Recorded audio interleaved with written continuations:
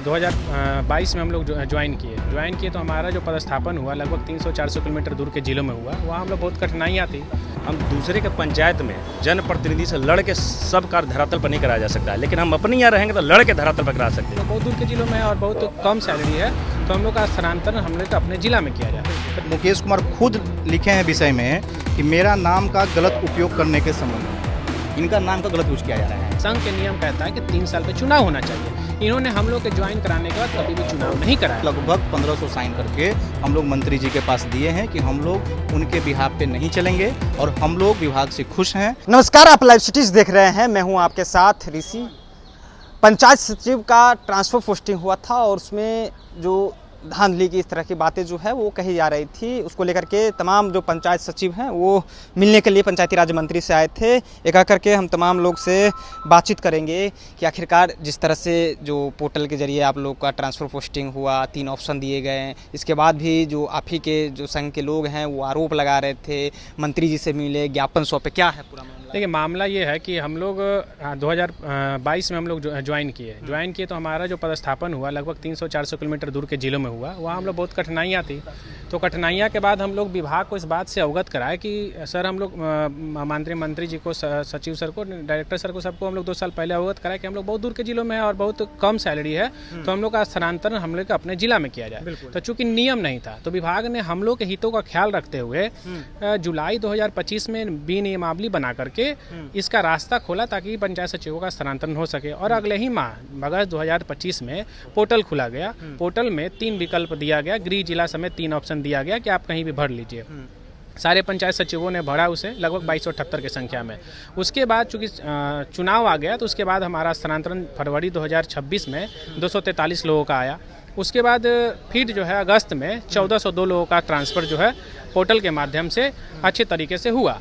इससे हम लोग पूरे बिहार के पंचायत सचिवों में बहुत खुशी और हर्ष है कि हम लोग अपने दूर के ज़िले से कठिन परिस्थितियों में जो काम किए अपने घर जा करके आराम से अपने परिवार के साथ रह करके हम लोग कार्य करेंगे और इसमें कोई दिक्कत नहीं है। सभी पंचायत सचिव इससे खुशी महसूस कर रहे हैं। लेकिन संगठन के कुछ लोग जो वर्तमान में अध्यक्ष पद पर है वो स्वयं 6-7 साल पूर्व रिटायर कर चुके हैं। उपाध्यक्ष महोदय जो है वो खुद बर्खास्त हैं जनवरी 2026 में पटना DM सर के आदेश के अनुसार। वो भी पंचायत सचिव थे। वो लोग अपने आर्थिक हितों को साधने के लिए, अपना राजनीतिक माइलेज को लेने के लिए वो चाहते ही नहीं थे कि पंचायत सचिवों का स्थानांतरण हो। जब विनियमावली बना तो उस समय भी उन्होंने विरोध किया, धांधली की बात कही। वो अपना राजनीतिक, आप सोच लीजिए सिंपल सी बात कि कोई रिटायर व्यक्ति किसी भी संगठन के पद पर क्यों रहेगा। वर्तमान में हम कार्यरत हैं, हमारी जो कठिनाई है, हमारा जो दुख दर्द है वो हम समझते हैं, तक रिटायर लोग समझ सकते हैं। तो पूरा बहुमत से होंगे तभी तो वो होंगे। इनका चुनाव 2021 में हुआ था, हम लोग उस समय ज्वाइन नहीं किए थे। जब से ज्वाइन किए तो संघ का नियम है, संघ के नियम कहता है कि 3 साल पे चुनाव होना चाहिए। इन्होंने हम लोग के ज्वाइन कराने के बाद कभी भी चुनाव नहीं कराया। वो जानते हैं, इस बात से अवगत हैं पूरी तरीके से कि जिस दिन चुनाव होगा हम चुनाव में वो कहीं भी नहीं टिक पाएंगे, हम हार जाएंगे। आप लोग स्थानांतरण से खुश हैं? बिल्कुल पूरे तरीके से खुश है। और हमारे पूरे धांधली का जो आरोप लगाया जा रहा है कि स्थानांतरण में जो धांधली का जो आरोप लगाया जा रहा है, इस पे हम नॉर्मल सा टेक्निकल और लॉजिकल चीज़ ऑफ प्रूफ के साथ हम बताना चाहेंगे कि आज एक व्यक्ति हैं, हमारे फुलचंद भाई हैं, जो कि अब हमारे बीच नहीं रहे। वो 1 साल पहले पोर्टल भरे थे, यही पटना के खुसरूपुर ब्लॉक के हैं। ये प्रूफ आप ले सकते हैं। वो 1 साल पहले पोर्टल भरे और जून में उनकी आकस्मिक मृत्यु हो गई। तो उसमें विभाग का क्या गलती है? विभाग को सोचना आएगा तभी ना वो चीज़ें होगी कि भाई उनका होना चाहिए ट्रांसफ़र या नहीं होना चाहिए। और रही बात कि जिसका जो व्यक्ति रिजाइन दिया है, चाहे मान के चलिए जो व्यक्ति मृत है, तो उनका तो भूत यहाँ पे नहीं आया है पैरवी करने के लिए। जो आज अनियमितता का बात विभाग पे जो उंगली उठा रहे हैं, तो अगर वो नहीं है तो उनका पैरवी करने कौन आया? तो यहीं पे अनियमितता वाली बात खत्म हो जाती है, क्योंकि पोर्टल पे जो भरा और फेयर रूप से हुआ, देखे होंगे अनियमितता पाई गई होगी तभी इस तरह का आरोप लगा रहे होंगे। लॉजिकल दे रहे हैं। जैसे देखिए, वो एक पंचायत सचिव जो मुकेश कुमार हैं, उनके द्वारा बोला जा रहा है कि वो ऑप्शन नहीं भरा गया, उनको मिल गया। तो देखिए, वो मुकेश कुमार खुद लिखे हैं विषय में कि मेरा नाम का गलत उपयोग करने के संबंध में इनका नाम का गलत यूज किया जा रहा है। ठीक है, एक व्यक्ति हैं पूर्णिया के जिनके बारे में 761 नंबर जो ये देखिए दीपक कुमार जो हैं, ये दिए हैं लिख के, पूर्णिया में पोस्टेड हैं। इनसे क्या हुआ, पोर्टल भरते समय में गलती हो गया। देखिए प्रूफ भी है, जैसे देखिए गृह जिला है नालंदा और वर्तमान पदस्थापन जिला भी नालंदा, मतलब ये ह्यूमन एरर की वजह से गलती से ये भरा गया।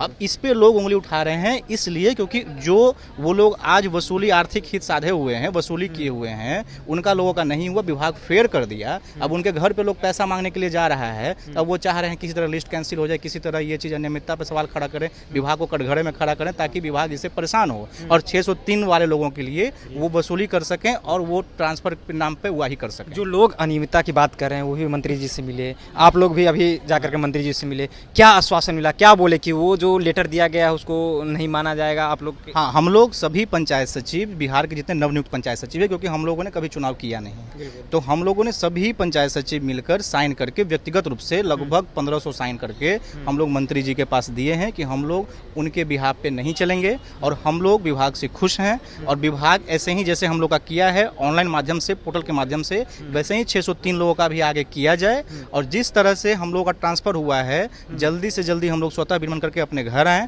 और अच्छे से विभाग के प्रति हम लोग ईमानदार पूर्वक काम करें। अनियमितता को लेकर के ये भी हो सकती है कि जो पंचायत सचिव होते हैं वो अपने जिला में चले जाएंगे तो धांधली ज़्यादा होगा, कंस्ट्रक्शन का काम जो सुन लीजिए कंस्ट्रक्शन का जो काम होगा उसमें उगाही पैसे की ज़्यादा होगी। नहीं, देखिए इसमें ये चीज़ हम कहना चाहेंगे कि अगर जो पंचायत सचिव पर जो उंगली उठ रहा है तो हम लोग विभाग से आज इस पर भी बात किए हैं कि जिस कंस्ट्रक्शन का काम की बात कर रहे हैं तो हम लोग अभिकर्ता बनने के लिए कभी राजी नहीं हुए और आज भी हम मंत्री महोदय से और सचिव सर से और डायरेक्टर सर से बात करने आए हैं और आज भी वहाँ पर अपने बातों को रखे हैं कि सर हम लोग को जिससे और विभाग में टेंडर प्रक्रिया होती है वैसे ही पंचायती राज में भी टेंडर प्रक्रिया लागू कर दिया जाए, जिससे हम लोग का ये जो आज उंगली उठा रहा है, जैसे आज आप हम लोग को बोल रहे हैं, ये सबके मानसिकता में है, लेकिन हम लोग में से हर एक नए वाले पंचायत सचिव, पुराने वाले को छोड़ दिया जाए, जैसे जो हमारे आपको नियमितता वाली बात कर रहे हैं, हर नए पंचायत सचिव, क्योंकि उम्र लंबी है 60 साल, अगर आज ये हट जाता है अभिकर्ता वाला मुद्दा और टेंडर आ जाता है तो आज हमारी हर पंचायत सचिव भाई बहनों का उम्र 5 साल बढ़ जाएगा।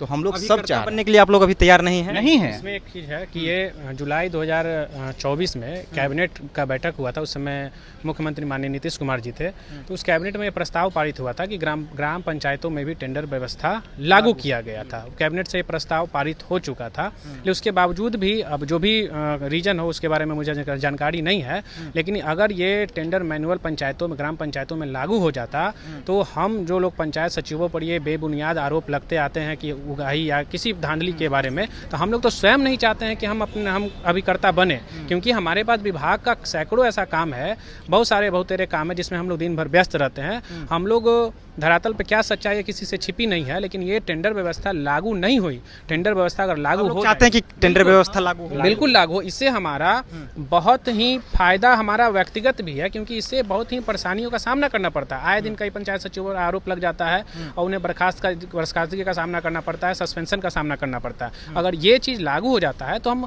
विभाग के जो भी काम है उसमें अच्छे से उसमें अपना समय दे करके कार्य करेंगे। ये काम अपना टेंडर प्रक्रिया के माध्यम से हो और भ्रष्टाचार भी आपको नहीं लगेगा। संघ के द्वारा जो आरोप लगाया गया इसे प्रूफ है, जिसको संघ के जो आरोप है उसको ये निराधार साबित कर रहा है। चलिए, तो निराधार साबित कर रहे हैं संघ के जो आरोप हैं और अनियमितता को लेकर के जो इस तरह से बातें कही जा रही है। हाँ, देखिए, स्वतंत्र भारत के स्वतंत्र नागरिक है हमारे अध्यक्ष महोदय, जो अपने 100 घोषित अध्यक्ष हैं, ठीक है, अध्यक्ष हो, उपाध्यक्ष हो, कोषाध्यक्ष हो, जितने नए पंचायत सचिव हैं सारे नए पंचायत सचिव कोर टीम के साथ है। नए लोगों ने मिलकर लड़ाई लड़ी है, क्योंकि दिक्कत नए लोगों को है तो लड़ाई भी नए लोग लड़ेंगे, ठीक है। जहाँ तक उनकी बात है, अपने पैड पर वो लिख के देते हैं, तो विभाग को भी ऐसा लगता होगा या माननीय मंत्री जी को भी लगता होगा कि सारे पंचायत सचिव का नेतृत्व कर रहे हैं, जबकि ऐसा कहीं नहीं है। कोई नए वाले पंचायत सचिव उनके साथ रहना नहीं चाहते हैं। दूसरी बात, अभी भाई साहब ने बोला कि वो कहते हैं कि पैरवी से कुछ लोगों का हुआ है, पैरवी इसमें चला या पैसा चला, जो भी आरोप लगा रहे हैं, ठीक है, विभाग पर, तो विभाग के प्रति कभी भी उनका रुख सकारात्मक नहीं रहा। जब तक आप विभाग के प्रति सकारात्मक रुख नहीं रखेंगे, विभाग कभी आपके प्रति सकारात्मक रुख नहीं अपनाएगा। अब बताइए, मृत व्यक्ति का अगर पैरवी करने के लिए उनकी आत्मा तो आई नहीं, जो व्यक्ति रिजाइन दे चुका है अगर उसका पैरवी कौन किया, फिर सोचने वाली बात है। लेकिन बेबुनियाद आरोप इसलिए लगाया जा रहा है कि कैसे भी इस लिस्ट को हम कैंसिल कराएं, हालांकि तो होने जा नहीं रहा है, कैसे भी लिस्ट को कैंसिल कराएं, फिर से हमारी राजनीति चलेगा। छोटे छोटे टुकड़ों में लोगों को बांट के रखे रहेंगे, कभी इनसे उगाही करेंगे, कभी उनसे उगाही करेंगे। उनसे आप एक ही सवाल पूछिएगा कि आज तक वो पंचायत सचिव के हित में कौन सा फैसला लिए हैं और उनके बैनर तले पंचायत सचिव का कौन सा हित सदा है। जहाँ तक आप कह रहे हैं कि नौकरी की बात कर रहे हैं, तो कि गृह जिला में जाके हो सकता है कि आप लोग मतलब भ्रष्टाचार ज़्यादा करेंगे, तो मैं आपको बता दूं कि गृह जिला में भ्रष्टाचार कम होगा, अन्य जिलों में भ्रष्टाचार होने का ज़्यादा संभावना है। रीज़न क्या है कि पंचायत समिति पहले तो खुद ही एजेंसी है, ठीक है, अभिकर्ता बनता है, कार्य करवाता है। हम दूसरे के पंचायत में जनप्रतिनिधि से लड़ के सब कार्य धरातल पर नहीं कराया जा सकता है, लेकिन हम अपने यहाँ रहेंगे तो लड़ के धरातल पर करा सकते हैं। कुछ लोगों की मृत्यु जैसे हरियाणा हो गया, पंजाब हो गया, वो भी जबरदस्ती आती है कि मृत्यु प्रमाण पत्र हमारा बना दीजिए, जबकि नियम है कि जहाँ पे मृत्यु हुआ है वो किस ब्लॉक और किस पंचायत के अंतर्गत आता है वहीं से बन सकता है। वंशावली है, हमको नहीं पता है कि आपके कितने भाई है, कितने बहन है, आपके दादा के परदादा के कितने हैं, लेकिन इस चीज़ पर जबरदस्ती पॉलिटिकल दबाव आता है। तो पॉलिटिकल दबाव ना आए और खुलकर काम करे, इसके लिए गृह जिला का होना अत्यंत आवश्यक है, ठीक है। तो गृह जिला का होना अत्यंत आवश्यक है। और जिस तरह से आरोप लगाए जा रहे हैं कि पैरवी चला है, ऐसा कुछ नहीं है। कुछ लोग अपनी राजनीति को लेकर के इस तरह की बातें कह रहे हैं। देखिए, पंचायत सचिव थे और तमाम लोग जो पंचायती राज मंत्री दीपक प्रकाश है उनसे मुलाकात करने के लिए आए थे, अपनी बातों को रखा और उन्होंने कहा कि देखिए उस तरफ से भी सकारात्मक पहल की जा रही है। फिलहाल आप लाइव स्टेज के साथ बने रहे, बहुत बहुत धन्यवाद।